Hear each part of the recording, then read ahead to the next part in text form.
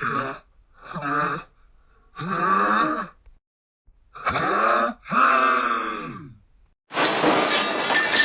الله الرحمن الرحیم. یا خدا این صدا چیه خدایا؟ یا الله که خدا غربل تو بکن. 58 مرتبه ظرف ما خورد تو کرده که خدا نبخشتون. علی چاکو و علی زهر مار علی، برو علی، برو چشمونشو در بیا. خدا نبخششو علی، که خدا نبخششون.